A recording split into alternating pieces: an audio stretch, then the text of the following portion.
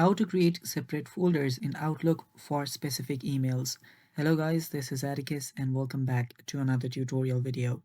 In today's video, I'll guide you through how you can create a separate folder for specific emails in Outlook. So without any further ado, let's dive right into it. The first step is you will need to head over to outlook.com. After you're on outlook.com, you will see your emails like this. Now, after you're there, just head over to any specific email which you want to add to a specific folder.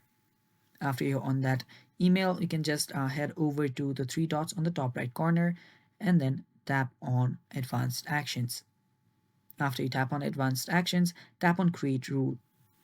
Now, from here, you can just select a folder and you can now just move to a different folder here.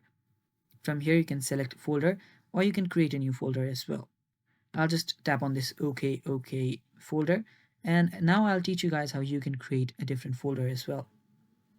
Now you can tap on Run this rule now in Inbox and tap on OK. Now every email from Microsoft will be sent to OK email folder right here. Now the other thing how you can create a different folder is by tapping on the three dots on the folder's right hand side and tap on Create New Folder. Now all you have to do is name it.